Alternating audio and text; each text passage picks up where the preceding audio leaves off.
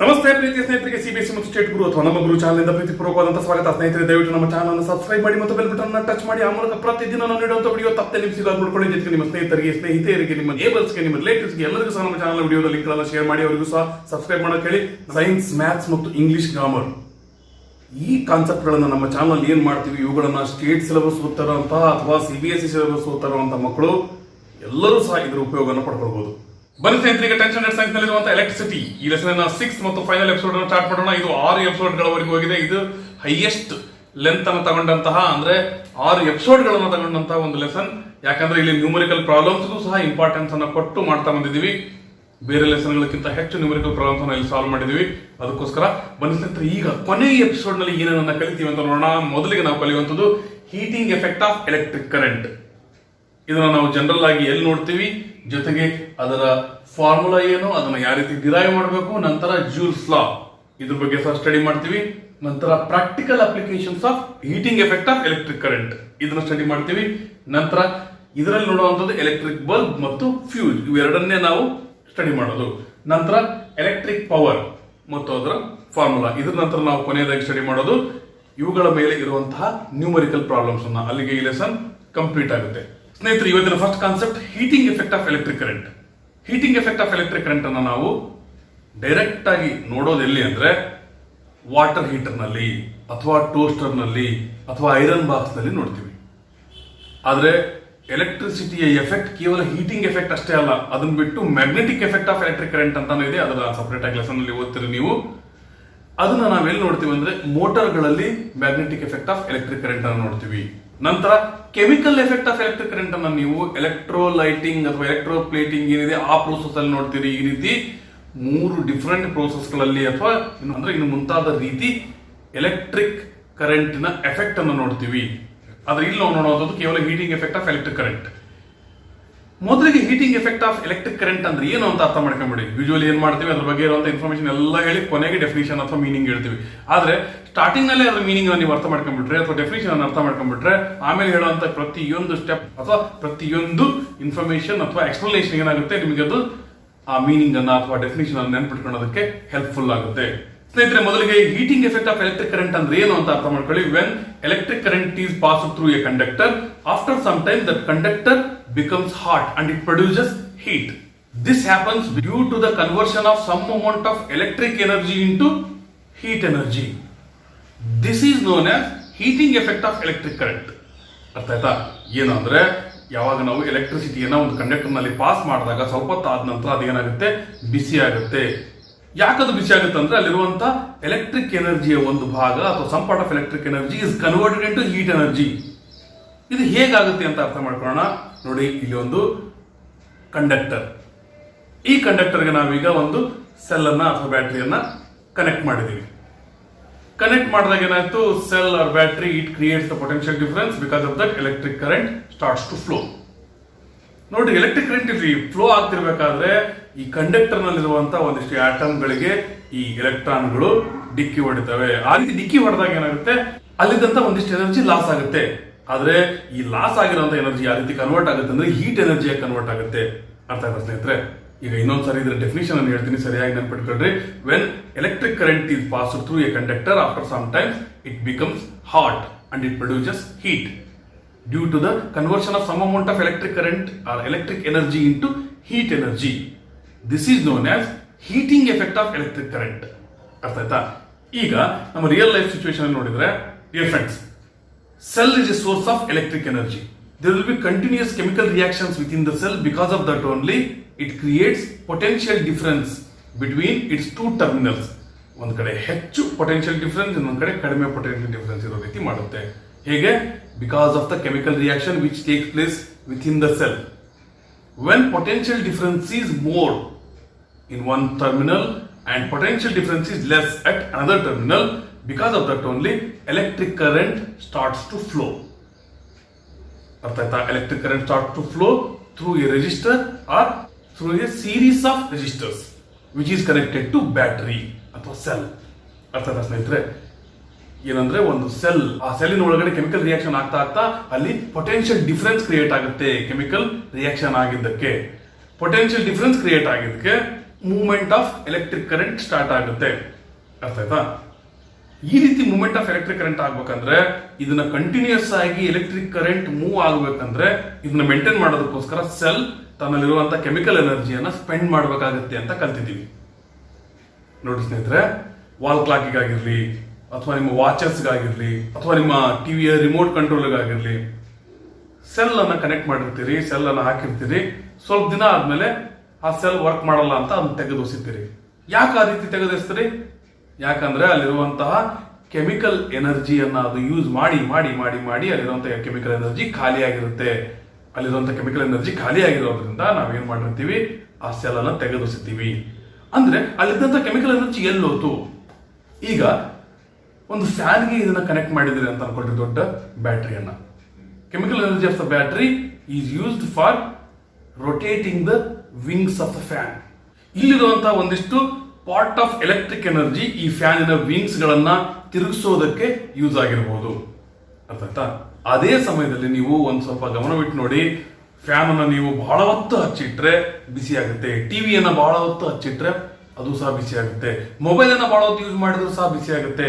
ಈ ರೀತಿ ಯಾಕಾಗುತ್ತೆ ಅಂದ್ರೆ this happens due to the heating effect of electric current, ಅಥವಾ this happens due to the conversion of some part of electric energy into heat energy. ಅರ್ಥ ಆಯ್ತಾ ಸ್ನೇಹಿತರೆ? ಅದಕ್ಕೋಸ್ಕರ ಡೆಫಿನಿಷನ್ ಮೊದಲೇ ಹೇಳಿದ್ದೆ, when electric current is pass through a conductor after some time the conductor becomes hot and produces heat due to the conversion of some amount of electric energy into heat energy. This is known as heating effect of electric current. ಅರ್ಥ ಆಯ್ತಾ ಸ್ನೇಹಿತರೆ? ಅಕಸ್ಮಾತ್ ಅಲ್ಲಿರುವಂತಹ conductor complete ಆಗಿ resistant ಆಗಿತ್ತು, ಅಥವಾ ಅಲ್ಲಿರುವಂತಹ circuit complete ಆಗಿ ಪ್ಯೂರ್ಲಿ ರೆಸಿಸ್ಟೆಂಟ್ ಆಗಿತ್ತು ಅಂದ್ರೆ ಅವಾಗ ಅಲ್ಲಿರುವಂತಹ ಎಲೆಕ್ಟ್ರಿಕ್ ಎನರ್ಜಿ ಏನಿದೆ ಅದು almost all part of the electric energy is converted into heat energy. ಅರ್ಥ ಆಯ್ತಾ ಸ್ನೇಹಿತರೆ? ಈಗ ನಾವು ಇದರ ಫಾರ್ಮುಲಾವನ್ನ ಡಿರೈವ್ ಮಾಡೋಣ. ಮೊದಲಿಗೆ ಏನ್ ಬರೆಯೋಣ? ಕನ್ಸಿಡರ್. ಓಕೆ, ಸ್ವಲ್ಪ ಇನ್ನೊಂದು ಸ್ವಲ್ಪ ಹತ್ರ ಬರಲಿ, ಚೆನ್ನಾಗಿ ಕಾಣುತ್ತೆ ಅವಾಗ. Okay, consider I. ಐ ಏನಂತ ಕನ್ಸಿಡರ್ ಮಾಡ್ತೀವಿ? Current flowing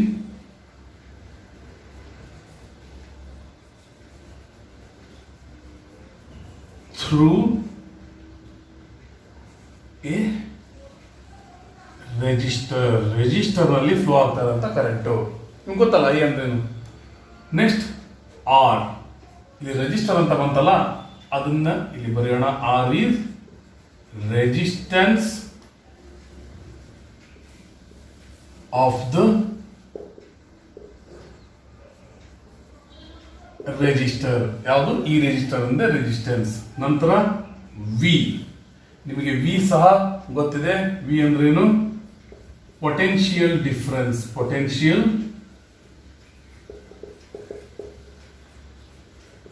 difference. ನಂತರ ಕ್ಯೂ ಅಂದ್ರೆ ಚಾರ್ಜ್ ದಟ್ ಫ್ಲೋಸ್. ಅರ್ಥ ಆಯ್ತಾ? ನಂತರ T time taken. Time taken to flow the charge Q. ಅರ್ಥ ಆಯ್ತಾ? ಇವಿಷ್ಟು ಬರೆಯೋದು ಗೊತ್ತಾಯ್ತಾ? ಇವಾಗೆಲ್ಲ ಗೊತ್ತಿರೋಂಥದ್ದೇ ಈಗ ಆಲ್ರೆಡಿ ಕಲ್ತಿರೋಂಥದ್ದೇ ನೀವು ಬರೆದಿದ್ದೀವಿ. ಐ ಅಂದ್ರೆ ಎಲೆಕ್ಟ್ರಿಕ್ ಕರೆಂಟ್ ಅಂತ ಗೊತ್ತು, ಅದನ್ನೇ ಬರೆದಿದ್ದೀವಿ. ಆರ್ ಅಂದ್ರೆ ರೆಸಿಸ್ಟೆನ್ಸ್ ಆಫ್ ರೆಸಿಸ್ಟರ್ ಅಂತ ಗೊತ್ತು, ಅದನ್ನೇ ಬರೆದಿದ್ದೀವಿ. ವಿ ಅಂದ್ರೆ ಪೊಟೆನ್ಶಿಯಲ್ ಡಿಫರೆನ್ಸ್ ಅಂತ ಗೊತ್ತು, ಬರೆದಿದ್ದೀವಿ. ಕ್ಯೂ ಅಂದ್ರೆ ಚಾರ್ಜ್, ಟಿ ಅಂದ್ರೆ time taken to flow the charge Q. ಇದಿಷ್ಟು ಅರ್ಥ ಆಯ್ತಾ? ಈಗ ನೋಡಿ, work done in moving a charge through a P D ಎಷ್ಟು? V is given by work done is equal to Q V. ಇದನ್ನ equation number 1 ಅಂತ ಬರೀರಿ. ಈಗ ಇಲ್ಲಿ ವರ್ಕ್ ಅಂದ್ರೇನು? ಇಷ್ಟು ಚಾರ್ಜ್ ಅನ್ನ ಇಷ್ಟು ಪೊಟೆನ್ಶಿಯಲ್ ಡಿಫರೆನ್ಸ್ ನಲ್ಲಿ ಮೂವ್ ಮಾಡ್ತೀವಲ್ಲ, ಅದನ್ನೇ ವರ್ಕ್ ಅಂತೀವಿ. ಅರ್ಥ ಆಯ್ತಾ? ಹಾಗಾಗಿ ಕ್ಯೂ ಇಂಟು ವಿ ಅಂತ ಬರ್ತಿದೀವಿ. ಇದು 1ನೇ ಈಕ್ವೇಶನ್. ಈಗ 2ನೇ ಈಕ್ವೇಶನ್ ಮತ್ತು 3ನೇ ಈಕ್ವೇಶನ್ ನಾವು ಯಾವ ರೀತಿ ಮಾಡಿದ್ರೆ ಇಲ್ಲಿರುವಂತಹ ಫಾರ್ಮುಲಾ ನಮಗೆ ಸಿಗುತ್ತೆ ಅಂತ ನೋಡ್ಕೊಳ್ಳಿ. ನೋಡಿ, ಇಲ್ಲಿ ಐ ಸ್ಕ್ವೈರ್ ಇದೆ ಅಂದ್ರೆ ಐ 2 ಬೇಕು. ಅಂದ್ರೆ ಇದನ್ನ ನಾವು ಐ ಬರೋ ರೀತಿ ಇದು ವ್ಯಾಲ್ಯೂವನ್ನ ಬರ್ಕೋಬೇಕು. ಜೊತೆಗೆ ವಿ ಯಲ್ಲೂ ಸಹ ಐ ಬರೋ ರೀತಿ ಅಂದ್ರೆ ವ್ಯಾಲ್ಯೂವನ್ನ ಬರೀಬೇಕು. ಆ ರೀತಿ ಬರೆದ್ರೆ ಮಾತ್ರ ನಮಗೆ ಐ ಸ್ಕ್ವೇರ್ ಆರ್ ಟಿ ಅಂತ ಬರುತ್ತೆ. ಅರ್ಥ ಆಯ್ತಾ? ಹಾಗಾಗಿ ನಾವು ಇವು ಎರಡನ್ನೂ ಸಹ ಸಪರೇಟ್ ಆಗಿ ಇವುಗಳ ವ್ಯಾಲ್ಯೂ ಅನ್ನ ಅಥವಾ ಕ್ಯೂ ಈಸ್ ಈಕ್ವಲ್ ಟು ಏನು, ವಿ ಈಸ್ ಈಕ್ವಲ್ ಟು ಏನು, ಮೊದಲು ಇವುಗಳನ್ನ ಕ್ಯಾಲ್ಕುಲೇಟ್ ಮಾಡಿ ಬರ್ಕೊಳ್ಬೇಕು. ನೋಡ್ರಿ, ಈಗ ಕ್ಯೂ ನ ಯಾವ ರೀತಿ ಬರೀಬಹುದು ಅಂದ್ರೆ electric current is given by, electric current ಅನ್ನ ಏನಂತ ಹೇಳ್ತೀವಿ, I is equal to Q by T ಅಂತ ಹೇಳ್ತೀವ. ಅದೇ ನಮಗೀಗ ಕ್ಯೂ ಬೇಕಂದ್ರೆ ಏನ್ ಬರೀಬೇಕು, ಕ್ಯೂ ಬೇಕಂದ್ರೆ ಈಸ್ ಈಕ್ವಲ್ ಟು ಈ ಟಿ ಈ ಕಡೆ ಬಂದ್ರೆ ಏನಾಗುತ್ತೆ, ಐ ಇಂಟು ಟಿ. ಅರ್ಥ ಆಯ್ತಾ? Q is equal to I into T ಅಥವಾ ಐ ಟಿ ಅಂತ ಬರೀಬೋದಾ? ಕಂಡಿನಲ್ಲ. ಇದನ್ನು ನಾವು ಇಕ್ವೇಶನ್ ನಂಬರ್ 2 ಅಂತ ಬರೆಯೋಣ. ಕಾಣ್ತಾ ಇದೆನಾ? ಇದು ಎರಡನೇ ಇಕ್ವೇಶನ್. ನಂತರ ಏನ್ ಮಾಡ್ಬೇಕಂತ ಹೇಳಿದ್ದೆ, ವಿ ಸಹ ನಾವು ಫೈಂಡ್ ಔಟ್ ಮಾಡಬೇಕು. ವಿ ಅನ್ನ ಯಾವ ರೀತಿ ನಾವು ಫೈಂಡ್ ಔಟ್ ಮಾಡ್ಕೊಳ್ಬಹುದು ಅಂದ್ರೆ by using Ohm's law we can find out V. By Ohm's law R is equal to V by I. ಆದ್ರೆ ನಮಗೆ ಬೇಕಾಗಿರೋದು ವಿ ಬೇಕು. ವಿ ಇಸ್ ಈಕ್ವಲ್ ಟು ಈ ಐ ಈ ಕಡೆ ಬಂದ್ರೆ ಡಿವೈಡ್ ಆಗಿರೋದು ಮಲ್ಟಿಪ್ಲೈ ಆಗುತ್ತೆ ಆರ್ ಐ. ಇದನ್ನ ನಾವು ಈಕ್ವೇಶನ್ ನಂಬರ್ 2 ಆಯ್ತಾ 3 ಅಂತ ಬರ್ಕೊಳ್ಳೋಣ. ಅರ್ಥ ಆಯ್ತಾ? ನೋಡ್ರಿ, ನಮಗೆ ಬೇಕಾದಂತಹ ಕ್ಯೂ ಅನ್ನ ಯಾವ ರೀತಿ ಬರೀಬಹುದು, ಕ್ಯೂ ನ ವ್ಯಾಲ್ಯೂ ಅನ್ನು ಕ್ಯಾಲ್ಕುಲೇಟ್ ಮಾಡಿ ಬರ್ದಿದ್ದೀವಿ, ಮತ್ತು ವಿ ನ ಯಾವ ರೀತಿ ಬರೀಬಹುದು ಅಂತ ವಿ ವ್ಯಾಲ್ಯೂ ಅನ್ನು ನಾವೀಗ ಕ್ಯಾಲ್ಕುಲೇಟ್ ಮಾಡಿ ಬರ್ದಿದ್ದೀವಿ. ಈಗ ನಾವು ಮಾಡಬೇಕಾಗಿರುವಂತ ಕೆಲಸ ಏನು, substituting equation number 2 and 3 in 1. Substitute ಮಾಡಿದ್ರೆ ನಮಗೆ ಇಲ್ಲಿರುವಂತ ಫಾರ್ಮುಲಾ ಬಂದ್ಬಿಡುತ್ತೆ. ಈ ಕಡೆಯಿಂದ ಮತ್ತೆ ಈ ಕಡೆ ಬಂದಿದೆ. Substitute equation 2 and 3 in equation 1. ನೋಡ್ರಿ, ಈಕ್ವೇಶನ್ 1 ಏನಿದೆ, W is equal to QV. QV ಇದೆ. ಇಲ್ಲಿ Q ಬದಲಿ ನಾವು ಏನು ಬರೀಬಹುದು, Q ಬದಲಿ ನಾವು ಬರೀಬೇಕಾಗಿರುವಂತದ್ದು IT.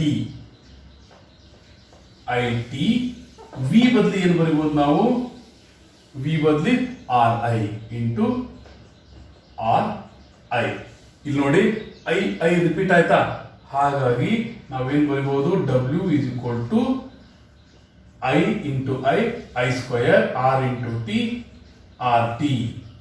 ಅರ್ಥ ಆಯ್ತಾ ಸ್ನೇಹಿತರೆ? ಈಗ ಇಲ್ಲಾಗಿರುವಂತ ವರ್ಕ್ ಡನ್ ಏನದು, ಅದೇ ಅಲ್ಲ, ಹೀಟ್ ಪ್ರೊಡಕ್ಷನ್ ಆಗಿರೋದಿಲ್ಲ. ಹಾಗಾಗಿ H is equal to I square RT. ಇದನ್ನ ಯಾವ ರೀತಿ ಡಿರೈವ್ ಮಾಡ್ಬೇಕಂತ ಅರ್ಥ ಆಯ್ತಾ ಸ್ನೇಹಿತರೆ? ಅರ್ಥ ಆಗಿರುತ್ತೆ ನೋಡ್ರಿ. ಅಕಸ್ಮಾತ್ ಡೌಟ್ ಇತ್ತಂದ್ರೆ ಕಾಮೆಂಟ್ ಬಾಕ್ಸ್ ಅಲ್ಲಿ ಕಾಮೆಂಟ್ ಹಾಕಿ. ಓಕೆ ಸ್ನೇಹಿತರೆ, ಇದನ್ನೇ ಜೂಲ್ಸ್ ಲಾ ಆಫ್ ಹೀಟಿಂಗ್ ಅಂತ ಅಂತಾರೆ. ವಾಟ್ ಇಟ್ ಸ್ಟೇಟ್ಸ್ ಅಂತಂದ್ರೆ ಎಷ್ಟು ಸುಲಭವಾಗಿ ನೀವು ಆನ್ಸರ್ ಬರೀಬಹುದು ಅಂದ್ರೆ, Jules law of heating States that, ನೋಡ್ರಿ, ಈಸ್ ಈಕ್ವಲ್ ಟು ಅಂತ ಈ ರೀತಿ ಇತ್ತಂದ್ರೆ ನಾವು ಇದನ್ನ ಪ್ರಪೋರ್ಷನಲ್ ಅಂತ ಹೇಳ್ಬೋದಾ? ಅಂದ್ರೆ ಐ ಸ್ಕ್ವಯರ್ ಎಷ್ಟು ಹೆಚ್ಚಿಗೆ ಆಗುತ್ತೋ ಅಷ್ಟೇ ಹೀಟಿಂಗ್ ಸಹ ಹೆಚ್ಚಿಗೆ ಆಗುತ್ತೆ. ರೆಸಿಸ್ಟೆನ್ಸ್ ಎಷ್ಟು ಹೆಚ್ಚಿಗೆ ಆಗುತ್ತೋ ಅಷ್ಟೇ ಹೀಟಿಂಗ್ ಸಹ ಹೆಚ್ಚಿಗೆ ಆಗುತ್ತೆ. ಟೈಮ್ ಎಷ್ಟು ಹೆಚ್ಚು ಹೊತ್ತು ಎಲೆಕ್ಟ್ರಿಸಿಟಿ ಪಾಸ್ ಆಗುತ್ತೋ ಅಷ್ಟು ಹೊತ್ತು ಹೀಟ್ ಸಹ ಹೆಚ್ಚಿಗೆ ಆಗುತ್ತೆ ಅಂತನಾ? ಅದನ್ನೇ ನೋಡಿ ಈಗ ಯಾವ ರೀತಿ ನಾವು ಇದನ್ನ ಸ್ಟೇಟ್ ಮಾಡಬಹುದು. Joule's law states that heat produced in a conductor is directly proportional to ಏನು, ಸ್ಕ್ವಯರ್ ಆಫ್ ಎಲೆಕ್ಟ್ರಿಕ್ ಕರೆಂಟ್. ನೋಡ್ರಿ, ಏನಂತ ಬರೀಬಹುದು, it directly proportional to square of electric current ನ ಸ್ಕ್ವಯರ್. ದೆನ್ ಸೆಕೆಂಡ್ ಪಾಯಿಂಟ್ ಏನ್ ಬರೀಬಹುದು, heat produced in the current is directly proportional to resistance of a resistor. ಅರ್ಥ ಆಯ್ತಾ? ನಂತರ ಥರ್ಡ್ ಪಾಯಿಂಟ್ ಏನ್ ಹೇಳ್ಬೋದು, heat produced in a conductor is directly proportional to the time duration for which electric charges have flown. ಸ್ನೇಹಿತರೆ, ಇದನ್ನೇ ನಾವೀಗ ಸ್ವಲ್ಪ apply ಮಾಡಿ ಅರ್ಥ ಮಾಡ್ಕೊಳ್ಳೋಣ. If electric current is doubled, electric current double ಆಯ್ತು ಅಂದ್ರೆ heat generated will be 4 times. ಅರ್ಥ ಆಯ್ತಾ? ಅದೇ if electric current is halved ಅಂದ್ರೆ ಅರ್ಧ ಆಯ್ತು, then heat generated will be only 1/4 of it. ಅರ್ಥ ಆಯ್ತಾ? ಯಾಕೆಂದ್ರೆ ಸ್ಕ್ವಯರ್ ಆಫ್ ಎಲೆಕ್ಟ್ರಿಕ್ ಕರೆಂಟ್ ಅಂತೀವಿ, ಅದಕ್ಕೋಸ್ಕರ ಈ ರೀತಿ ಆಗುತ್ತೆ. ಅದೇ ನೀವು ರೆಸಿಸ್ಟೆನ್ಸ್ ಅಂತ ತಗೊಂಡ್ರೆ ಅದಕ್ಕೆ ರೆಸಿಸ್ಟೆನ್ಸ್ಗೆ ಸ್ಕ್ವಯರ್ ಇಲ್ಲ. ಹಾಗಾಗಿ if resistance is doubled, heat will also be doubled. If resistance is halved, ಅರ್ಧ ಆಯ್ತಂದ್ರೆ then heat will also be halved ಅಥವಾ ಅರ್ಧ ಆಗುತ್ತೆ. ಅರ್ಥ ಆಯ್ತಾ? ಅದೇ ರೀತಿ ಇದನ್ನ ನಾವು ಟೈಮ್ಗೂ ಸಹ ಕಂಪೇರ್ ಮಾಡಿ ಅದಕ್ಕೆ ಹೇಳ್ಬೋದು, time for which electric current is flowing, if it is doubled then heat will also be doubled. ಅದೇನಾದ್ರು ಅರ್ಧ ಆಯ್ತಂದ್ರೆ ಎಲೆಕ್ಟ್ರಿಕ್ ಕರೆಂಟ್ ನ ಪಾಸ್ ಮಾಡುವಂತ ಟೈಮ್, ಹೀಟ್ ಸಹ ಅರ್ಧ ಆಗುತ್ತೆ. ಅರ್ಥ ಆಯ್ತಾ ಸ್ನೇಹಿತರೆ? ಒಂದು ವಿಷಯನ ಅರ್ಥ ಮಾಡ್ಕೊಳ್ಳಿ ಸ್ನೇಹಿತರೆ, ಎಲ್ಲಾ ಗ್ಯಾಜೆಟ್ಗಳಲ್ಲಿ ಅಂದ್ರೆ ಎಲ್ಲಾ ಅಪ್ಲಯನ್ಸಸ್ಗಳಲ್ಲಿ heating effect of electric current ಅನ್ನೇ ಬಳಸಲ್ಲ. Iron box, water heater, electrical kettle, electrical hair dryer, ಈ ರೀತಿ ಇರುವಂತಹ ಎಕ್ವಿಪ್ಮೆಂಟ್ಗಳಲ್ಲಿ ಅಥವಾ ಗ್ಯಾಜೆಟ್ಗಳಲ್ಲಿ ನಾವು heating effect of electric current ಅನ್ನು ಬಳಸ್ತೀವಿ. ನೀವು heating effect of electric current ಅನ್ನು ಬಳಸದೇ ಇದ್ರೂ ಸಹ ನಿಮ್ಮ ಮೊಬೈಲ್ ಹೀಟ್ ಆಗುತ್ತೆ, ಟಿವಿ ಹೀಟ್ ಆಗುತ್ತೆ, ಫ್ಯಾನ್ ಹೀಟ್ ಆಗುತ್ತೆ. ಈ ರೀತಿ ಈ ಎಲೆಕ್ಟ್ರಿಕ್ ಕರೆಂಟಿನ ಹೀಟಿಂಗ್ ಎಫೆಕ್ಟ್ ಅನ್ನು ನೋಡಬಹುದು. ಆದ್ರೆ ಪ್ಯೂರ್ಲಿ ಹೀಟಿಂಗ್ ಎಫೆಕ್ಟ್ ಅನ್ನೇ ಪಡಿಬೇಕು ಅಂತ ಬಳಸುವಂತ ಈ ರೀತಿಯ ಹೀಟಿಂಗ್ ಅಪ್ಲಯನ್ಸಸ್ ಗಳಲ್ಲಿ ರೆಸಿಸ್ಟೆನ್ಸ್ ಹೆಚ್ಚಿಗೆ ಇರುವಂತಹ ವೈರ್ಗಳನ್ನೇ ಬಳಸ್ತೀವಿ. ಜೊತೆಗೆ ಅವುಗಳನ್ನ ಕಾಯಿಲ್ಸ್ ರೀತಿ ಬಳಸ್ತೀವಿ. ಯಾಕಂದ್ರೆ ರೆಸಿಸ್ಟೆನ್ಸ್ ಹೆಚ್ಚಿಗೆ ಎಷ್ಟಾಗುತ್ತೆ ಅಷ್ಟು ಹೀಟ್ ಜನರೇಷನ್ ಹೆಚ್ಚಿಗೆ ಆಗುತ್ತೆ. ಅದೇ ರೀತಿ ಕಾಯಿಲ್ಗಳ ರೀತಿ ಯಾಕೆ ಬಳಸ್ತೀವಿ ಅಂದ್ರೆ, ಕಾಯಿಲ್ಗಳ ರೀತಿ ಮಾಡಿದಾಗ ಲೆಂತ್ ಹೆಚ್ಚಿಗೆ ಆಯ್ತು. ಅರ್ಥ ಸ್ನೇಹಿತರೆ, ಲೆಂತ್ ಎಷ್ಟು ಹೆಚ್ಚಿಗೆ ಆಗುತ್ತೆ ಅಷ್ಟು ರೆಸಿಸ್ಟೆನ್ಸ್ ಸಹ ಹೆಚ್ಚಿಗೆ ಆಗುತ್ತೆ. ಇದನ್ನ ಆಲ್ರೆಡಿ ನೀವು ಹಿಂದಿನ ಕೆಲವು ಎಪಿಸೋಡ್ಗಳಲ್ಲಿ ಕಲ್ತಿದ್ದೀರಿ. ನೋಡ್ರಿ, ಲೆಂತ್ ಹೆಚ್ಚಿಗೆ ಮಾಡೋದಕ್ಕೋಸ್ಕರ ಕಾಯಿಲ್ ಮಾಡಿದ್ವಿ. ಕಾಯಿಲ್ ಮಾಡಿದಾಗ ಏನಾಯ್ತು, ಲೆಂತ್ ಹೆಚ್ಚಿಗೆ ಆಯ್ತು. ಲೆಂತ್ ಹೆಚ್ಚಿಗೆ ಆದಾಗ ರೆಸಿಸ್ಟೆನ್ಸ್ ಹೆಚ್ಚಿಗೆ ಆಯ್ತು. ರೆಸಿಸ್ಟೆನ್ಸ್ ಹೆಚ್ಚಿಗೆ ಆದಾಗ ಮತ್ತೆ ಹೀಟ್ ಹೆಚ್ಚಿಗೆ ಪ್ರೊಡಕ್ಷನ್ ಆಗುತ್ತೆ. ಅರ್ಥ ಆಯ್ತಾ? ನೀವು ಐರನ್ ಬಾಕ್ಸ್ ಏನಾದ್ರು ಕೆಟ್ಟಿದೆ ಅಂದಾಗ ಕಾಯಿಲ್ ಹೋಗಿದೆ ಅಂತಿರ್ತಾರೆ. ಯಾಕೆ ಕಾಯಿಲ್ ಮಾಡಿದರೆ ಲೆಂತ್ ಹೆಚ್ಚಿಗೆ ಆಗಲಿ, ಅದರಿಂದ ರೆಸಿಸ್ಟೆನ್ಸ್ ಹೆಚ್ಚಿಗೆ ಆಗಲಿ, ಅದರಿಂದ ಹೀಟ್ ಜನರೇಷನ್ ಸಹ ಹೆಚ್ಚಿಗೆ ಆಗಲಿ ಅಂತ. ಸ್ನೇಹಿತರೆ, ಈಗ ಟೆಕ್ಸ್ಟ್ ಬುಕ್ನಲ್ಲಿರುವಂತಹ ಒಂದಿಷ್ಟು ನ್ಯೂಮರಿಕಲ್ ಪ್ರಾಬ್ಲಮ್ಗಳನ್ನು ಸಾಲ್ವ್ ಮಾಡೋಣ. ಎಕ್ಸಾಂಪಲ್ 12.10 ಅಥವಾ 12.10 ಇದೇನು ಹೇಳುತ್ತೆ ಅಂದರೆ, an electric iron consumes energy at A rate of 840 watt when heating is at the maximum rate and 360 watt when heating is at minimum rate. ನೋಡ್ರಿ, ಎಲೆಕ್ಟ್ರಿಸಿಟಿಯಿಂದ ಬಳಸುವಂಥ ಐರನ್ ಬಾಕ್ಸನ್ನು ನಾವು ನಮಗೆ ಬೇಕಾದಷ್ಟು ವೇರಿಯೇಷನ್ನಲ್ಲಿ ಹೀಟನ್ನು ಪಡ್ಕೊತೀವಿ. ಒಂದೊಂದು ಬಟ್ಟೆಗೆ ಅನುಗುಣವಾಗಿ ನಾವು ಹೀಟನ್ನು ಹೆಚ್ಚಿಗೆ ಮಾಡೋದು ಅಥವಾ ಹೀಟನ್ನು ಕಡಿಮೆ ಮಾಡೋದು ಮಾಡ್ತೀವಿ. ಈ ರೀತಿ ಹೀಟಿಂಗ್ ಮ್ಯಾಕ್ಸಿಮಮ್ ರೇಟ್ನಲ್ಲಿದ್ದಾಗ 840 ವ್ಯಾಟನ್ನು ಬಳಸುತ್ತೆ. ಅದೇ ಹೀಟಿಂಗ್ ಮಿನಿಮಮ್ ರೇಟ್ನಲ್ಲಿದ್ದಾಗ 360 ವ್ಯಾಟನ್ನು ಬಳಸುತ್ತೆ. The voltage is 220 volts. What are the current and resistance in each case? Voltage 220 volt ಇದೆ. ಹಾಗಾದರೆ ಕರೆಂಟ್ ಮತ್ತು ರೆಸಿಸ್ಟೆನ್ಸ್ ಎರಡೂ ಕೇಸ್ನಲ್ಲೂ ಅಂದರೆ 840 ಇದ್ದಾಗ ಮತ್ತು 360 ವ್ಯಾಟ್ ಇದ್ದಾಗ ಎಷ್ಟಿರುತ್ತೆ ಅಂದರೆ, ಹೈಯೆಸ್ಟ್ ಹೀಟ್ ಇದ್ದಾಗ ಮತ್ತು ಲೋಯೆಸ್ಟ್ ಹೀಟ್ ಇದ್ದಾಗ ಎಷ್ಟಿರುತ್ತೆ ಅನ್ನೋದನ್ನು ನಾವೀಗ ಕ್ಯಾಲ್ಕುಲೇಟ್ ಮಾಡಬೇಕು. ಬನ್ನಿ ಸ್ನೇಹಿತರೆ, ಈಗಿಂದ ಕ್ಯಾಲ್ಕುಲೇಟ್ ಮಾಡೋಣ. ಮೊದಲಿಗೆ ಹೀಟಿಂಗ್ ಅಟ್ ಮ್ಯಾಕ್ಸಿಮಮ್ ರೇಟ್, ಇದನ್ನು ನಾವು ಕ್ಯಾಲ್ಕುಲೇಟ್ ಮಾಡೋಣ. When heating at maximum rate, power ಎಷ್ಟಿದೆ? 840 ವ್ಯಾಟ್. ಪೊಟೆನ್ಷಿಯಲ್ ಡಿಫ್ರೆನ್ಸ್ ಎಷ್ಟಿದೆ? V 220 watt.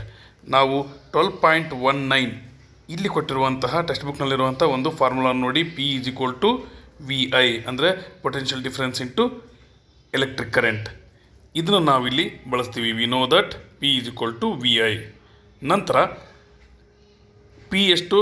840 ಇದೆ, ನಮಗೆ ಗೊತ್ತು, ಅದನ್ನೇ ಬರೆಯೋಣ. = ವೋಲ್ಟೇಜ್ 220 ಇದೆ, ಕರೆಂಟ್ ಎಷ್ಟಿದೆ ನಮಗೆ ಗೊತ್ತಿಲ್ಲ, ಅದನ್ನ ನಮಗೆ ಕಂಡುಹಿಡಿಯಕ್ಕೆ ಹೇಳಿದರೆ, ಹಾಗಾಗಿ I ಅಂತ ಬರೆಯೋಣ. ಈಗ ನೋಡಿ, I = 840 / 220. ಯಾಕಂದರೆ ಈ ಕಡೆಯಿಂದ ಈ ಕಡೆ ಕಳಿಸಿದಾಗ ಅದು ಡಿವೈಡ್ ಆಗುತ್ತೆ. ಹಾಗಾಗಿ I = 3.82 ಆಂಪಿಯರ್ ಕ್ಯಾಲ್ಕುಲೇಟ್ ಮಾಡಿದಾಗ ಬಂದಿದ್ದು. ಈಗ ಕರೆಂಟನ್ನು ಕಂಡುಹಿಡಿದೀವಿ. ರೆಸಿಸ್ಟೆನ್ಸನ್ನು ಈಗ ಕಂಡುಹಿಡೋಣ. Resistance = V/I. ವಿ ಎಷ್ಟಿದೆ? 220. I ಎಲೆಕ್ಟ್ರಿಕ್ ಕರೆಂಟನ್ನು ಎಷ್ಟು ಕಂಡುಹಿಡಿದಿದ್ದು ನಾವೀಗ? 3.82. ಇವೆರಡನ್ನು ಸಹ ನಾವು ಡಿವೈಡ್ ಮಾಡಿದಾಗ ಬರುವಂಥದ್ದು 57.60 ಓಮ್. ಈಗ ನೋಡಿ, ಹೀಟಿಂಗ್ ಮ್ಯಾಕ್ಸಿಮಮ್ ರೇಟ್ನಲ್ಲಿದ್ದಾಗ ಎಲೆಕ್ಟ್ರಿಕ್ ಕರೆಂಟ್ 3.82 ಆಂಪಿಯರ್ ಇತ್ತು ಮತ್ತು ರೆಸಿಸ್ಟೆನ್ಸ್ 57.60 ಓಮ್ ಇತ್ತು. ಈಗ ಸೆಕೆಂಡ್ ಸಬ್ ಕ್ವಶನನ್ನು ಸಾಲ್ವ್ ಮಾಡೋಣ. ಇದು ಮಿನಿಮಮ್ ಹೀಟಿಂಗ್ ರೇಟ್ನಲ್ಲಿ ಯಾವ ರೀತಿ ಎಲೆಕ್ಟ್ರಿಕ್ ಕರೆಂಟ್ ಮತ್ತು ರೆಸಿಸ್ಟೆನ್ಸ್ ಇರುತ್ತೆ ಅನ್ನೋದನ್ನು ಕಂಡುಹಿಡಿಯೋದಕ್ಕೆ ನಮಗೆ ಹೇಳುತ್ತೆ. When heating at minimum rate, power ಎಷ್ಟಿದೆ? 360 ವ್ಯಾಟ್ ಇದೆ. ವೋಲ್ಟೇಜ್ ಎಷ್ಟಿದೆ? 220 volt. We know that P = VI. ಈಗ P ಎಷ್ಟು? 360. ವೋಲ್ಟೇಜ್ ಎಷ್ಟಿದೆ? 220 ಇಂಟು ಎಲೆಕ್ಟ್ರಿಕ್ ಕರೆಂಟ್ ಗೊತ್ತಿಲ್ಲ, ಅದನ್ನೇ ಕಂಡುಹಿಡಬೇಕು. ಅದಕ್ಕೋಸ್ಕರ I ಅಂತ ಅದೇ ರೀತಿ ಬರೆಯೋಣ. ನೆಕ್ಸ್ಟ್ ಸ್ಟೆಪ್ನಲ್ಲಿ I = 360. ಇಲ್ಲಿರುವಂಥ 220 ಆ ಕಡೆಗೆ ಹೋದರೆ ಡಿವೈಡ್ ಆಗುತ್ತೆ, /220. ಇವು ಎರಡನ್ನೂ ನಾವು ಕ್ಯಾಲ್ಕುಲೇಟ್ ಮಾಡಿದಾಗ, ಅಂದರೆ ಕ್ಯಾನ್ಸಲ್ ಮಾಡಿದರೆ ಅಥವಾ ಡಿವೈಡ್ ಮಾಡಿದರೆ 1.64 ಅಥವಾ 4 ಪಕ್ಕ ಬರಲ್ಲ, 636 ಈ ರೀತಿ ಏನಾದರೂ ಬರ್ಬೋದು, ಅಥವಾ ಸ್ವಲ್ಪ ವೇರಿಯೇಷನ್ ಬರ್ಬೋದು. ಆದರೆ ನಾವು ಇದನ್ನು 1.64 ಆಂಪಿಯರ್ ಅಂತ ಕನ್ಸಿಡರ್ ಮಾಡೋಣ ಅಪ್ರಾಕ್ಸಿಮೇಟ್ ಆಗಿ. ನಂತರ ನೋಡಿ, ಈಗ ನಮಗೆ ಎಲೆಕ್ಟ್ರಿಕ್ ಕರೆಂಟ್ ಸಿಕ್ತು. ಈಗ ರೆಸಿಸ್ಟೆನ್ಸನ್ನು ಫೈಂಡ್ ಔಟ್ ಮಾಡಬೇಕು. ರೆಸಿಸ್ಟೆನ್ಸ್ ಫೈಂಡ್ ಔಟ್ ಮಾಡೋ ಫಾರ್ಮುಲಾ ಏನು? R = V/I. ಈಗ R ನಮಗೆ ಗೊತ್ತಿಲ್ಲ, V ಗೊತ್ತಿದೆ, 220 ವೋಲ್ಟ್ / ಎಲೆಕ್ಟ್ರಿಕ್ ಕರೆಂಟ್ ನಮಗೆ ಗೊತ್ತಾಗಿದೆ 1.64 ಆಂಪಿಯರ್ ಅಪ್ರಾಕ್ಸಿಮೇಟ್. ಇವೆರಡನ್ನೂ ಸಹ ನಾವು ಡಿವೈಡ್ ಮಾಡಿದಾಗ ಬರುವಂಥ ಆನ್ಸರ್ 134.15 ಓಮ್. ನೋಡ್ರಿ ಸ್ನೇಹಿತರೆ, ಮಿನಿಮಮ್ ರೇಟ್ನಲ್ಲಿ ಹೀಟ್ ಆಗ್ತಾ ಇದ್ದಾಗ ಎಲೆಕ್ಟ್ರಿಕ್ ಕರೆಂಟ್ 1.64 ಆಂಪಿಯರ್ ಇದೆ, ಜೊತೆಗೆ ರೆಸಿಸ್ಟೆನ್ಸ್ 134.15 ಓಮ್ ಇದೆ. ಇಲ್ಲಿಗೆ ಈ ಕ್ವಶನ್ ಸಾಲ್ವ್ ಆಯಿತು. ಸ್ನೇಹಿತರೆ, ನೆಕ್ಸ್ಟ್ ಎಕ್ಸಾಂಪಲ್ ಕ್ವಶನ್ ಅನ್ನ ಬೋರ್ಡ್ ಮೇಲೆ ಮಾಡ್ತೀನಿ ನೋಡಿ. 100 joule of heat is produced in each second. ಅಂದ್ರೆ ಎಷ್ಟು ಹೀಟ್ ಪ್ರೊಡಕ್ಷನ್ ಆಗಿದೆ? 100 joule. Okay, in each second ಅಂದ್ರೆ ಎಷ್ಟು? 1 second. In a 4 ohm resistance ಎಷ್ಟು? 4 ಓಮ್. ನಂತರ ಫೈಂಡ್ ಪಿ ಡಿ ಅಂದ್ರೆ potential difference across the resistor ಅಂತ ಹೇಳಿದ್ದಾರೆ. ಅಂದ್ರೆ ನಾವೇನ್ ಫೈಂಡ್ ಔಟ್ ಮಾಡ್ಬೇಕು ಇಲ್ಲಿ? ಪೊಟೆನ್ಷಿಯಲ್ ಡಿಫರೆನ್ಸ್ ಎಷ್ಟು ಅಂತ ಫೈಂಡ್ ಔಟ್ ಮಾಡಬೇಕು. ಪೊಟೆನ್ಷಿಯಲ್ ಡಿಫರೆನ್ಸ್ ಅನ್ನ ಫೈಂಡ್ ಔಟ್ ಮಾಡುವಂತ ಫಾರ್ಮುಲಾ ಏನು? ಓಮ್ಸ್ ಲಾ ಪ್ರಕಾರ V is equal to RI. ಹೌದಾ? ಇಲ್ಲಿ ನೋಡಿ, 2 ವ್ಯಾಲ್ಯೂಗಳು ಗೊತ್ತಿತ್ತಂದ್ರೆ 1 ವ್ಯಾಲ್ಯೂ ಗೊತ್ತಿಲ್ಲ ಅಂದ್ರೆ 3ರಲ್ಲಿ ಒಂದನ್ನ ಫೈಂಡ್ ಔಟ್ ಮಾಡಬಹುದು. ನಮಗಿಲ್ಲಿ R ಕೊಟ್ಟಿದ್ದಾರೆ, ಓಕೆ. V ಕಂಡುಹಿಡಿಬೇಕು, ಗೊತ್ತಿಲ್ಲ, ಜೊತೆಗೆ I ಸಹ ಗೊತ್ತಿಲ್ಲ, ಎಲೆಕ್ಟ್ರಿಕ್ ಕರೆಂಟ್ ಸಹ ಗೊತ್ತಿಲ್ಲ. ಹಾಗಾಗಿ ನಮಗೆ ಈ ಫಾರ್ಮುಲಾನ ಬಳಸಿ V ಅನ್ನ ಫೈಂಡ್ ಔಟ್ ಮಾಡಕ್ ಬರಲ್ಲ. ಹಾಗಾಗಿ ನಾವೇನ್ ಮಾಡೋಣ? I ಅನ್ನ, ಎಲೆಕ್ಟ್ರಿಕ್ ಕರೆಂಟ್ ಅನ್ನ ಫೈಂಡ್ ಔಟ್ ಮಾಡೋಣ. ಫೈಂಡ್ ಔಟ್ ಮಾಡ್ಕೊಂಡು ನಂತರ ಎಲೆಕ್ಟ್ರಿಕ್ ಕರೆಂಟ್ ಬಂದ ನಂತರ ನಾವೇನ್ ಮಾಡಬಹುದು? ವೋಲ್ಟೇಜ್ ಅನ್ನ ಅಥವಾ ಪೊಟೆನ್ಷಿಯಲ್ ಡಿಫರೆನ್ಸ್ ಅನ್ನ ಫೈಂಡ್ ಔಟ್ ಮಾಡಬಹುದು. ಅರ್ಥ ಆಯ್ತಾ? ಅದಕ್ಕೋಸ್ಕರ ಈಗ ಈ ಫಾರ್ಮುಲಾವನ್ನು ಬಳಸ್ತೀವಿ. H is equal to I square RT. ಇಲ್ಲಿ ನಾವೇನ್ ಮಾಡೋಣ? H ಗೊತ್ತಿದೆನಾ? ಗೊತ್ತಿದೆ. ಎಷ್ಟು? 100 ಜೌಲ್. 100 ಜೌಲ್. I ಸ್ಕ್ವೇರ್ ಗೊತ್ತಿಲ್ಲ, I ಸ್ಕ್ವೇರ್. R ಎಷ್ಟು? 4 ಓಮ್. T ಎಷ್ಟು? Into 1 second. ನೋಡಿ, ಇಲ್ಲಿರುವಂತದ್ದು ಈ ಕಡೆ ಟ್ರಾನ್ಸ್ಪೋಸ್ ಆದ್ರೆ ಅಂದ್ರೆ ಇದಿಷ್ಟು ಮಲ್ಟಿಪ್ಲೈ ಆಗಿದೆ, ಈ ಕಡೆಗೆ ಹೋದ್ರೆ ಡಿವೈಡ್ ಆಗುತ್ತೆ. 100 divided by 4 into 1 is equal to I square. ಅರ್ಥ ಆಯ್ತಾ? ಈಗ ನಾವೇನಂತ ಬರೀಬಹುದು? I square is equal to 100 divided by 4 into 1 4. ಹಾಗಾಗಿ ಇಲ್ಲಿ ನೋಡಿ, 4 1 ಜಾ 4, 2 ಜಾ 8, 10 ನಲ್ಲಿ 8 ಹೋದ್ರೆ 2 ಉಳಿತು, 20 ಆಯ್ತು. 4 5 ಜಾ 20, ಹಾಗಾಗಿ 25 ಬಂತು. I square is equal to 25. ನೋಡ್ರಿ, I ಸ್ಕ್ವಯರ್ 25 ಏನಂತ ಬರೀಬಹುದು? 5 ಸ್ಕ್ವಯರ್ ಅಂತ ಬರೀಬಹುದಾ? ಇದನ್ನೇ ಅವ್ರು ಏನ್ ಮಾಡಿದ್ದಾರೆ? ರೂಟ್ ಅನ್ನ ಹಾಕಿ ಕ್ಯಾಲ್ಕುಲೇಟ್ ಮಾಡಿದ್ದಾರೆ. ನಾವು ಈ ರೀತಿ ಸಹ ಮಾಡಬಹುದು, ಅಥವಾ ಈ ಸ್ಟೆಪ್ ನಲ್ಲೇ ಇಲ್ಲಿರುವಂತ ಸ್ಕ್ವಯರ್ ನ ತೆಗೆದು ಇದಕ್ಕೆ ಸ್ಕ್ವಯರ್ ರೂಟ್ ಹಾಕಿ ಸಹ ನಾವು ಮಾಡಬಹುದು. ಅರ್ಥ ಆಯ್ತಾ? ಯಾವುದು ತಪ್ಪಲ್ಲ. ಈಗ ನೋಡಿ, 2 ಕಡೆ ಸ್ಕ್ವಯರ್ ಹೋದ್ರೆ I is equal to 5 ಏನಿದು? ಆಂಪಿಯರ್. ಈಗ ನಮಗೆ 5 ಆಂಪಿಯರ್ ಅಂತ ಸಿಕ್ತು. ಸಿಕ್ತು ಅಂದ್ರೆ V ಅನ್ನ ಅಥವಾ ಪೊಟೆನ್ಷಿಯಲ್ ಡಿಫರೆನ್ಸ್ ಅನ್ನ ಫೈಂಡ್ ಔಟ್ ಮಾಡೋದು ಬಹಳ ಈಸಿ. ಈಗ by Ohm's V is equal to RI ಅಥವಾ R is equal to V by I ಅಂತ ಬರೆದು ನಂತರ ಟ್ರಾನ್ಸ್ಪೋಸ್ ಮಾಡಿ ಈ ರೀತಿ ಬರೀಬಹುದು. V ಗೊತ್ತಿಲ್ಲ, R ಎಷ್ಟಿದೆ? ರೆಸಿಸ್ಟೆನ್ಸ್ 4 ಇದೆ, ಜೊತೆಗೆ I ಎಲೆಕ್ಟ್ರಿಕ್ ಕರೆಂಟ್ ಎಷ್ಟಿದೆ? 5 ಆಂಪಿಯರ್ ಇದೆ. ಹಾಗಾಗಿ V is equal to 4 5 20 volt ಇದಂತ ಬರೀಬಹುದು. Find the PD across the resistor ಅಂದ್ರೆ PD across the resistor is 20 volt. ಇಷ್ಟನ್ನ ಹೇಳ್ಬೋದು. ಇಲ್ಲಿಗೆ ಈ ಕ್ವಶನ್ ಸಹ ಸಾಲ್ವ್ ಆಯಿತು. ಸ್ನೇಹಿತರೆ, ಈಗ ಈ heating effect of electric current ಇದರ ಡಿಮೆರಿಟ್ಸ್ ಅಥವಾ ಡಿಸ್ಅಡ್ವಾಂಟೇಜಸ್ ಏನು ಅಂತ ನೋಡೋಣ. ಮೊದಲ ಡಿಸ್ಅಡ್ವಾಂಟೇಜ್ ಏನಂದ್ರೆ, ನಾವು ಯಾವುದೇ ಕಂಡಕ್ಟರ್ ನಲ್ಲಿ ಎಲೆಕ್ಟ್ರಿಸಿಟಿ ಪಾಸ್ ಮಾಡಿದಾಗ ಹೀಟ್ ಪ್ರೊಡಕ್ಷನ್ ಆಗೋದು ಅನ್ಅವಾಯ್ಡಬಲ್, ನಾವೇನು ಮಾಡೋಕ್ಕಾಗಲ್ಲ. ಆದ್ರೆ ಫಸ್ಟ್ ಡಿಮೆರಿಟ್ ಏನು ಅಂದ್ರೆ, it converts most useful electric energy into heat energy. It can be considered as waste of energy in some cases where we are not using electric energy to produce heat energy only. Heat energy ಅನ್ನೇ produce ಮಾಡ್ಬೇಕಂತ ಯಾವ electric appliances ಗಳನ್ನು use ಮಾಡ್ತೀವಿ ಅವುಗಳನ್ನು ಬಿಟ್ಟು ಬೇರೆ ಕಡೆ ಈ ಹೀಟ್ ಎನರ್ಜಿ ಪ್ರೊಡಕ್ಷನ್ ಆಗುತ್ತಲ್ಲ, ಎಲೆಕ್ಟ್ರಿಕ್ ಎನರ್ಜಿ ಸ್ವಲ್ಪ ಕನ್ವರ್ಟ್ ಆಗಿ ಅದು ವೇಸ್ಟ್ ಆಯ್ತು ಅಂತ. ಹಾಗಾಗಿ ಇದನ್ನ ಒಂದು ಡಿಮೆರಿಟ್ ಅಂತ ಅನ್ಕೋಬಹುದು. ಸೆಕೆಂಡ್ ಏನಂದ್ರೆ, it increases the temperature of the components. ನೋಡು, ನಾವು ಟಿವಿ ನೋಡಿರ್ತೀವಿ, ಬಹಳ ಹೀಟ್ ಆಗುತ್ತೆ.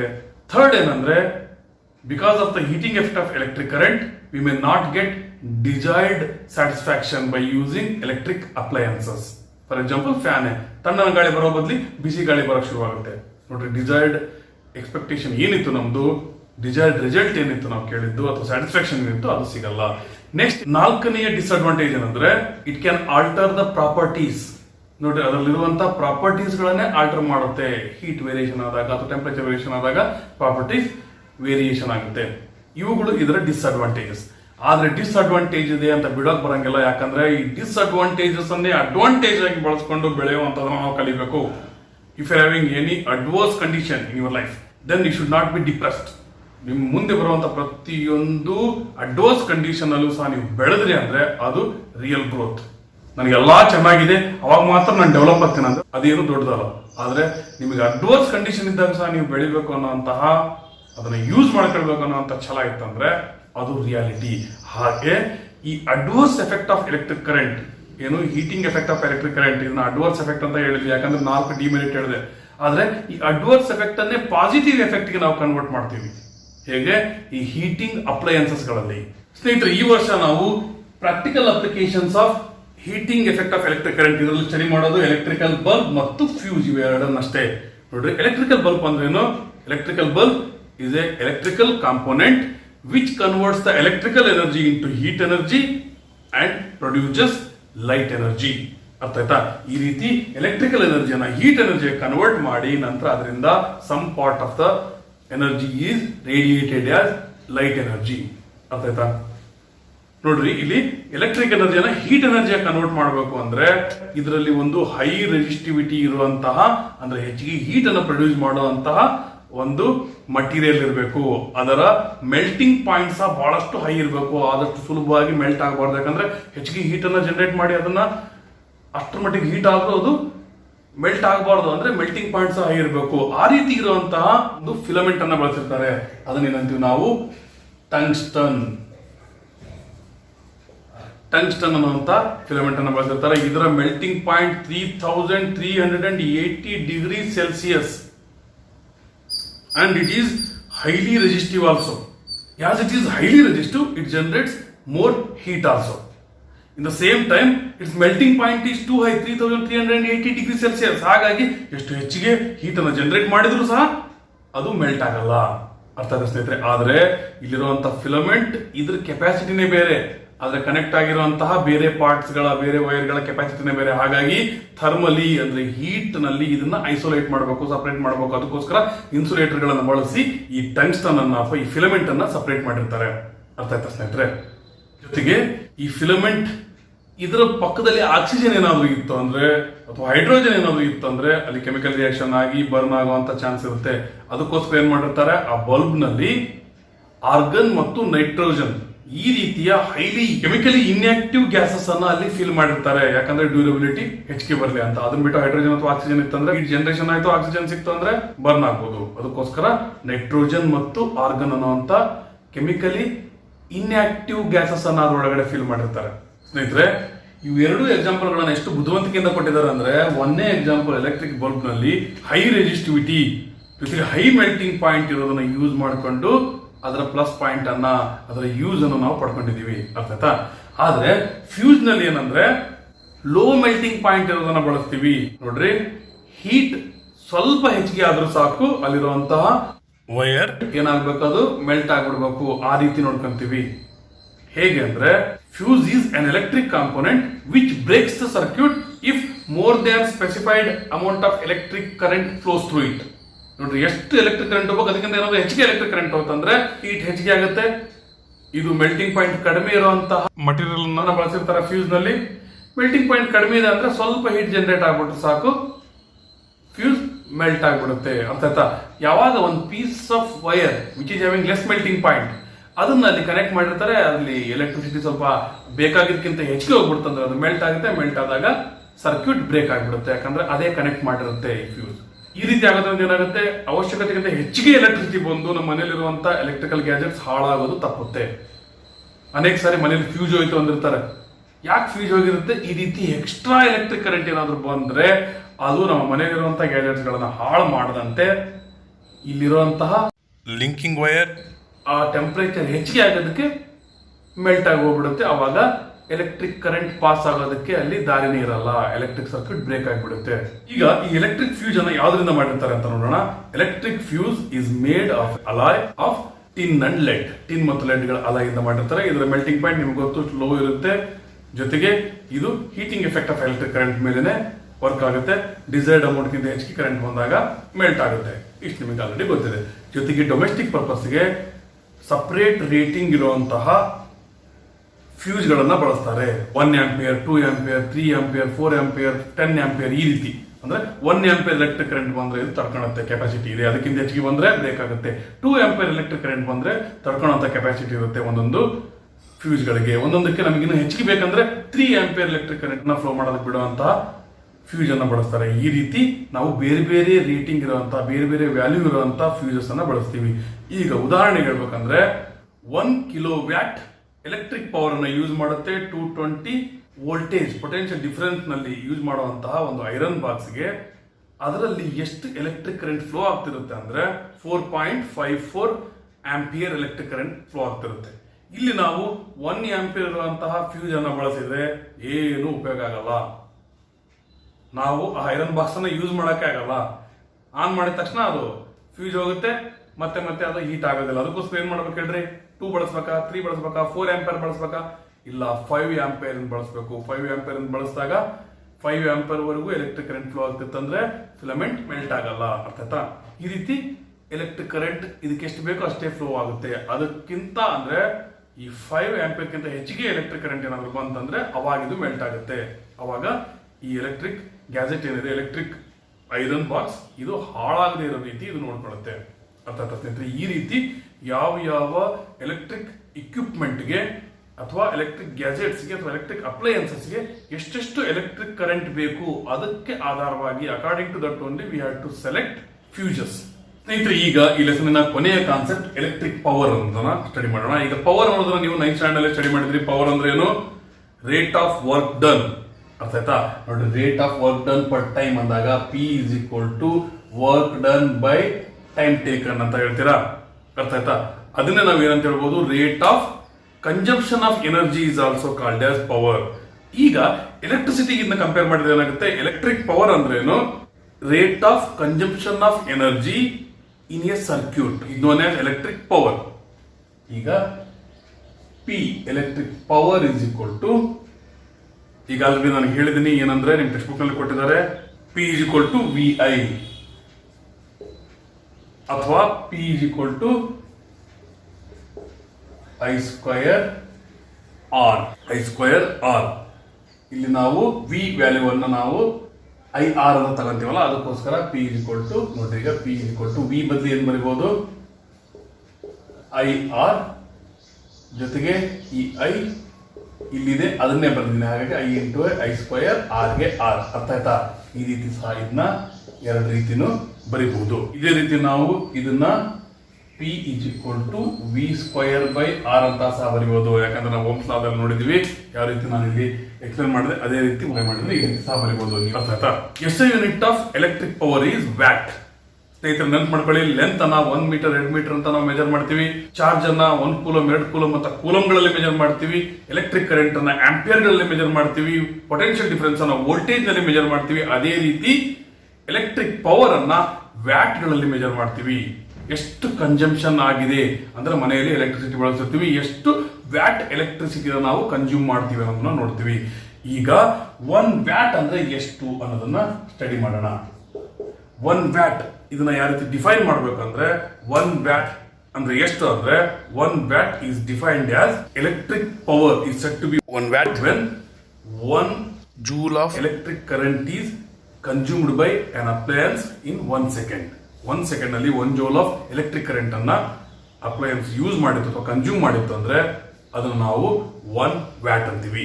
ಆದ್ರೆ ಈ 1 ವ್ಯಾಟ್ 2 ವ್ಯಾಟ್ ಅಂತ ಕನ್ಸ್ಯೂಮ್ ಮಾಡಿದ್ದನ್ನ ಕ್ಯಾಲ್ಕುಲೇಟ್ ಮಾಡೋದು ಬಹಳ ಕಷ್ಟ ಆಗುತ್ತೆ. ಯಾಕಂದ್ರೆ ಇದು ಬಹಳ ಅಂದ್ರೆ ಬಹಳ ಕಡಿಮೆ ಅಮೌಂಟ್ ಇರುತ್ತೆ. ಹಾಗಾಗಿ ಕಮರ್ಷಿಯಲ್ ಆಗಿ ಇದರ ಯೂನಿಟ್ ಅನ್ನ ಕಿಲೋ ವ್ಯಾಟ್ ನಲ್ಲಿ ಬಳಸ್ತೀವಿ. ಕಿಲೋ ಅಂದ್ರೆ 1000 ವ್ಯಾಟ್ಸ್. ಈ ರೀತಿ ನಾವು ಇದನ್ನ ಬಳಸ್ತೀವಿ. Since electrical energy is the product of power and time. ನೋಡ್ರಿ, ಪವರ್ ಮತ್ತು ಟೈಮ್ ಎರಡನ್ನೂ ಸಹ ನೋಡೋದ್ರಿಂದ ಪವರ್ಗೆ ನಾವು ವ್ಯಾಟ್ ಅಂತ ಇಟ್ಕೊಂತೀವಿ, ಟೈಮ್ಗೆ ನಾವು ಅವರ್ ಅಂತ ಇಟ್ಕೊಂತೀವಿ, ವ್ಯಾಟ್ ಅವರ್ ಅಂತ ಇಟ್ಕೊಂತೀವಿ. 1 ವ್ಯಾಟ್ ಅವರ್ ಅಂದ್ರೇನು? 1 ವ್ಯಾಟ್ ಎಲೆಕ್ಟ್ರಿಸಿಟಿಯನ್ನ 1 ಅವರ್ ಯೂಸ್ ಮಾಡ್ತೀವಲ್ಲ ಅದನ್ನ 1 ವ್ಯಾಟ್ ಅವರ್ ಅಂತೀವಿ. ಅದೇ ರೀತಿ 1 ಕಿಲೋ ವ್ಯಾಟ್ ಅವರ್ ಅಂದ್ರೆ 1000 ವ್ಯಾಟ್ ಎಲೆಕ್ಟ್ರಿಸಿಟಿಯನ್ನ 1 ಅವರ್ ಯೂಸ್ ಮಾಡಿದ್ರೆ ಅದನ್ನ 1 ಕಿಲೋವ್ಯಾಟ್ ಅವರ್ ಎಲೆಕ್ಟ್ರಿಸಿಟಿ ಅಂತೀವಿ. ಸ್ನೇಹಿತರೆ, ಕೊನೆಯದಾಗಿ ಒಂದು ಬಾಕ್ಸ್ ನಲ್ಲಿ ಒಂದು ಇಂಟ್ರೆಸ್ಟಿಂಗ್ ಇನ್ಫಾರ್ಮೇಶನ್ ಕೊಟ್ಟಿದ್ದಾರೆ. ಅದೇನಂದ್ರೆ whenever we are going to pay electric bill, ಅವಾಗೆಲ್ಲ ನಾವೇನ್ ಅನ್ಕೊಂತೀವಿ, ಎಲೆಕ್ಟ್ರಿಕ್ ಬೋರ್ಡ್ಗಳಿಗೆ ದುಡ್ಡು ಕಟ್ಟೋದು ಈ ಎಲೆಕ್ಟ್ರಾನ್ಗಳನ್ನ ಎಷ್ಟು ಬಳಸಿರ್ತೀವಿ ಅದಕ್ಕೆ ನಾವು ದುಡ್ಡು ಕಟ್ತಾ ಇದೀವಿ ಅಂತ ಅನ್ಕೊಂತೀವಿ. ಆದ್ರೆ ನಾವು ಎಲೆಕ್ಟ್ರಾನ್ಗಳನ್ನ ಕನ್ಸ್ಯೂಮ್ ಮಾಡಿರಲ್ಲ, ಬಳಸಿರಲ್ಲ. ನಾವು ಬಳಸಿರೋದು ಏನಂದ್ರೆ ಇಲ್ಲಿರುವಂತ ಎಲೆಕ್ಟ್ರಾನ್ಗಳನ್ನ ಮೂವ್ ಮಾಡೋದಕ್ಕೆ ಬೇಕಾದಂತ ಎನರ್ಜಿಯನ್ನ ಏನು ಕೊಟ್ಟಿರುತ್ತೆ ಈ ಎಲೆಕ್ಟ್ರಿಕ್ ಬೋರ್ಡ್, ಆ ಎನರ್ಜಿಗೆ ಅಂದ್ರೆ ಎಲೆಕ್ಟ್ರಾನ್ಗಳನ್ನ ಮೂವ್ ಮಾಡೋದಕ್ಕೆ ಕೊಟ್ಟಂತ ಎನರ್ಜಿಗೆ ನಾವು ಅಮೌಂಟ್ ಅನ್ನ ಅಥವಾ ಬಿಲ್ ಅನ್ನ ಪೇ ಮಾಡ್ತೀವಿ. ಅರ್ಥ ಆಯ್ತಾ? ಈಗ ಇದ್ರ ಬಗ್ಗೆ ಇರುವಂತಹ ಒಂದಿಷ್ಟು ನ್ಯೂಮೆರಿಕಲ್ ಪ್ರಾಬ್ಲಮ್ಸ್ ಗಳನ್ನ ಸಾಲ್ವ್ ಮಾಡೋಣ. ಸ್ನೇಹಿತರೆ, ಇದು ಟೆಕ್ಸ್ಟ್ ಬುಕ್ ನಲ್ಲಿರುವಂತಹ 12.12 ಅಥವಾ 12.12 ಎಕ್ಸಾಂಪಲ್ ಪ್ರಾಬ್ಲಮ್. ಇದನ್ನು ನಾವೀಗ ಯಾವ ರೀತಿ ಸಾಲ್ವ್ ಮಾಡ್ತೀವಿ ಅಂತ ನೋಡೋಣ. ಇದು ಬಹಳ ಅಂದ್ರೆ ಬಹಳ ಈಸಿ ಇದೆ. An electric bulb is connected to a 220 watt generator. ಎಷ್ಟಿದೆ? 220 ವೋಲ್ಟ್ ಇದೆ. And the current is 0.50 ampere. Okay, ನಾವೇನ್ ಫೈಂಡ್ ಔಟ್ ಮಾಡಬೇಕು? Find the power of the bulb.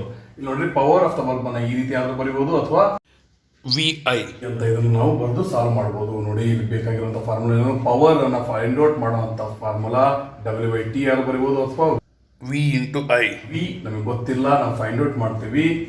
V ಎಷ್ಟಿದೆ? 220 ವೋಲ್ಟ್ ಇದೆ. I ಎಷ್ಟಿದೆ? 0.50 ಅಂದ್ರೂ ಅಷ್ಟೇ, 0.5 ಆಂಪ್ ಅಂದ್ರೂ ಅಷ್ಟೇ. ಈಗ ನೋಡಿ, 0.5 ಇಂದ ಅಂದ್ರೆ ಇದನ್ನ ಆಫ್ ಮಾಡದಂತೆ ಅಂತ ಅರ್ಥ. ಬೇಕಾದ್ರಿಂದ ಮಲ್ಟಿಪ್ಲೈ ಮಾಡಿ ಬರುವಂತ ಆನ್ಸರ್ 110 ವ್ಯಾಟ್ ಬರುತ್ತೆ. ಅರ್ಥ ಸ್ನೇಹಿತರೆ, what is the power of the bulb? Power of the bulb is 110 watt. ಈಗ ನೆಕ್ಸ್ಟ್ ಕ್ವಶನ್ ಅನ್ನ ಸಾಲ್ವ್ ಮಾಡೋಣ. ಬನ್ನಿ ಸ್ನೇಹಿತರೆ, ಈ ಕ್ವಶನ್ ಅನ್ನು ಸರಿಯಾಗಿ ಅರ್ಥ ಮಾಡಬೇಡಿ. On electric refrigerator rated 400 watt ಅಂದ್ರೆ ಪವರ್ ಎಷ್ಟಿದೆ? 400 ವ್ಯಾಟ್ ಪವರ್ ಇದೆ. ಟೈಮ್ ಎಷ್ಟು? Operates 8 hours per day. 8 hours per day ಇದು, ಆದ್ರೆ ಇದು 30 ಡೇಸ್ಗೆ ಅಂತ ಹೇಳಿದ್ದಾರೆ. ಹಾಗಾಗಿ 8 ಅವರ್ಸ್ ಫಾರ್ 30 ಡೇಸ್. ಅರ್ಥ ಆಯ್ತಾ? 8 ಅವರ್ಸ್ ಇಂಟು 30 ಡೇಸ್. ಓಕೆ, ಇಲ್ಲಿ ನಾವು ಎಷ್ಟು ಕಾಸ್ಟ್ ಆಗುತ್ತೆ ಅಂತ ಕೇಳಿದ್ರೆ, ಆದ್ರೆ ಎನರ್ಜಿ ಕನ್ಸ್ಯೂಮ್ಡ್ ಎಷ್ಟಾಗಿದೆ ಅಂತ ಗೊತ್ತಾತಂದ್ರೆ ಇಷ್ಟು ಎನರ್ಜಿ ಆಗಿದೆ, ಅದಕ್ಕೆ ಇಷ್ಟು ದುಡ್ಡು ಅಂದ್ರೆ 3 ರೂಪೀಸ್ ಪರ್ ಕಿಲೋವ್ಯಾಟ್ಗೆ ಎಷ್ಟಾಗುತ್ತೆ ಅಂತ ಫೈಂಡ್ ಔಟ್ ಮಾಡಬಹುದು. ಮೊದಲಿಗೆ ಎಷ್ಟು ಎನರ್ಜಿ ಕನ್ಸ್ಯೂಮ್ ಆಗಿದೆ ಅಂತ ನಮಗೆ ಗೊತ್ತಾಗಬೇಕು. ಎನರ್ಜಿ ಕನ್ಸಂಪ್ಷನ್ ಗೊತ್ತಾದ ನಂತರ ನಾವು ಕಾಸ್ಟ್ ಅನ್ನ ಫೈಂಡ್ ಔಟ್ ಮಾಡಬಹುದು. ಹೇಗೆ ಅಂದ್ರೆ, ಎಷ್ಟು ಎನರ್ಜಿಯನ್ನು ನಾವು ಕನ್ಸ್ಯೂಮ್ ಮಾಡಿದೀವಿ, ಬಳಸಿದೀವಿ ಅಂತ ಗೊತ್ತಾಯ್ತಂದ್ರೆ ಅದು ಇಂಟು 3 ರೂಪೀಸ್ ಮಾಡಬಹುದು. ಅಂದ್ರೆ ಎಷ್ಟು ಕಿಲೋವ್ಯಾಟ್ ಪರ್ ಅವರ್ ಯೂಸ್ ಮಾಡಿದೀವಿ ಇಂಟು 3 ರೂಪೀಸ್ ಅನ್ನ ನಾವು ಮಲ್ಟಿಪ್ಲೈ ಮಾಡಿದ್ರೆ ಆನ್ಸರ್ ಬರುತ್ತೆ. ಹಾಗಾಗಿ ಅವ್ರು ಡೈರೆಕ್ಟ್ ಆಗಿ ಕೇಳಿಲ್ಲ ಅಂದ್ರೂ ಸಹ ನಾವು ಮೊದಲು ಫೈಂಡ್ ಔಟ್ ಮಾಡಬೇಕಾಗಿರುವಂತದ್ದು ಎನರ್ಜಿ ಕನ್ಸ್ಯೂಮ್ಡ್ ಎಷ್ಟು ಅಂತ. ಈ ಎನರ್ಜಿ ಕನ್ಸ್ಯೂಮ್ಡ್ ಅನ್ನ ಫೈಂಡ್ ಔಟ್ ಮಾಡೋದಕ್ಕಿರುವಂತ ಫಾರ್ಮುಲಾ ಯಾವ್ದು ಅಂದ್ರೆ, ಇಲ್ಲಿ P power is equal to work done by T ಅಂತ ಹೇಳ್ತೀವಲ್ಲ, ಅದನ್ನ ನಾವು ಏನಂತ ಬರೀಬಹುದು? Power is equal to energy consumed by time taken. ನೋಡಿ, ಪವರ್ ಎಷ್ಟಿದೆ? 400 ವಾಟ್ ಇದೆ. ಎನರ್ಜಿ ಕನ್ಸ್ಯೂಮ್ಡ್ ಗೊತ್ತಿಲ್ಲ. ಟೈಮ್ ಎಷ್ಟಿದೆ? 8 into 30 days. 8 hours into 30 days. ಈಗ ನೋಡಿ, ಇದು ಈ ಕಡೆ ಟ್ರಾನ್ಸ್ಫರ್ ಆದ್ರೆ ಏನಾಗುತ್ತೆ? 400 ಇಂಟು 8 ಇಂಟು 30. ಯಾಕಂದ್ರೆ ಡಿವೈಡ್ ಆಗಿರೋದು ಈ ಕಡೆಗೆ ಹೋದ್ರೆ ಮಲ್ಟಿಪ್ಲೈ ಆಗುತ್ತೆ. Is equal to energy consumed. ಈಗ ನೋಡಿ, 400ಗೆ 400 ಬರೆಯೋಣ ಇಂಟು 3 8 ಜಾ 24, 0ಕ್ಕೆ 0 is equal to E. ಈಗ 4 4 ಜಾ 16, 1 4 2 ಜಾ 8 1 9, 1 2 3 0ಕ್ಕೆ 3 0ಗಳನ್ನ ಇಡಿ is equal to energy consumed. ಇದೇನು? ವ್ಯಾಟ್ ಪರ್ ಅವರ್ ಇದೆ. Watt per hour 96,000. ಇದನ್ನು ನಾವು ಕಿಲೋ ವ್ಯಾಟ್ಗೆ ಕನ್ವರ್ಟ್ ಮಾಡಿದ್ರೆ ಅಂದ್ರೆ ಡಿವೈಡೆಡ್ ಬೈ 1000 ಮಾಡಬೇಕು. ನೋಡ್ರಿ, 96,000 ಡಿವೈಡೆಡ್ ಬೈ 1000 ಎಷ್ಟು? 96 ಬಂತು. ಅರ್ಥಾಯ್ತಾ? ನೋಡ್ರಿ, ಅದನ್ನೇ ಇಲ್ಲಿ ಬರೆಯೋಣ. Energy consumed is equal to 96 kilo watt per hour. ಅರ್ಥ ಆಯ್ತಾ? ಇಷ್ಟು ನಮಗೆ ಸಿಕ್ತು ಅಂದ್ರೆ ನಾವು ಇದನ್ನ 3 ರೂಪೀಸ್ ಇಂದ ಮಲ್ಟಿಪ್ಲೈ ಮಾಡಿದ್ರೆ ಮುಗಿತು. ಯಾಕಂದ್ರೆ ನಾವು ಕನ್ವರ್ಟ್ ಮಾಡ್ಕೊಂಡಿರೋದೇ ಕಿಲೋ ವ್ಯಾಟ್ ಪರ್ ಅವರ್. ಹಾಗಾಗಿ ಇಲ್ಲಿ ನೋಡಿ,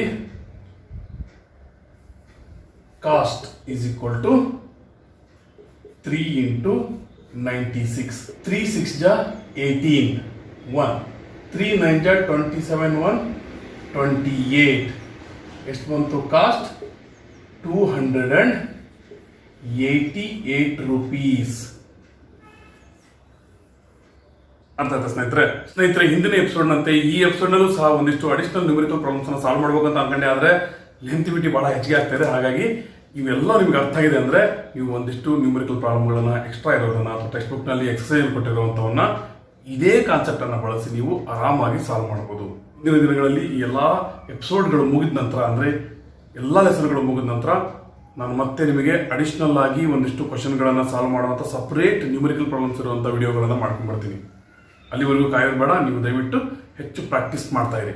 ಸ್ನೇಹಿತರೆ, ಇವತ್ತಿನ ಎಪಿಸೋಡ್ ನಲ್ಲಿ ಏನನ್ನ ಕಲ್ತೀವಿ ಅಂತ ಒಂದ್ಸಾರಿ ನೋಡ್ಕೊಂಬಿಡಿ. ಇವತ್ತು ನಾವು ಕಲ್ತಿರುವಂತದ್ದು heating effect of electric current ಮತ್ತು ಅದರ ಫಾರ್ಮುಲಾ, ಅದನ್ನು ಯಾವ ರೀತಿ ಡಿರೈವ್ ಮಾಡಬೇಕು, ಜೊತೆಗೆ ಜರ್ನ್ಸ್ ಲಾ, ನಂತರ practical applications of electric current, ಅದರಲ್ಲಿ ಎಸ್ಪೆಷಲಿ ಎಲೆಕ್ಟ್ರಿಕ್ ಬಲ್ಬ್ ಮತ್ತು ಫ್ಯೂಸ್ ಅವು ಯಾವ ರೀತಿ ವರ್ಕ್ ಆಗ್ತವೆ ಅನ್ನೋದನ್ನು ನೋಡಿದ್ವಿ. ನಂತರ ಎಲೆಕ್ಟ್ರಿಕ್ ಪವರ್ ಇದ್ರ ಬಗ್ಗೆ ನಾವು ಸ್ಟಡಿ ಮಾಡಿದ್ವಿ. ಜೊತೆಗೆ ಇವುಗಳಲ್ಲಿ ಬರ್ಬೋದಂತ ಒಂದಿಷ್ಟು ನ್ಯೂಮರಿಕಲ್ ಪ್ರಾಬ್ಲಮ್ಸ್ ಗಳನ್ನು ಸಹ ನಾವು ಸಾಲ್ವ್ ಮಾಡಿದ್ವಿ. ಇಲ್ಲಿವರೆಗೆ ನೋಡಿದ್ದಕ್ಕೆ ಧನ್ಯವಾದಗಳು. ನೆಕ್ಸ್ಟ್ ಯಾವ ಲೆಸನ್ ಅನ್ನು ಶುರು ಮಾಡಬೇಕಂತ ನೀವೇ ಕಾಮೆಂಟ್ ಬಾಕ್ಸ್ ನಲ್ಲಿ ಬೇಗ ಕಾಮೆಂಟ್ ಹಾಕಿ. Take care, be happy, bye.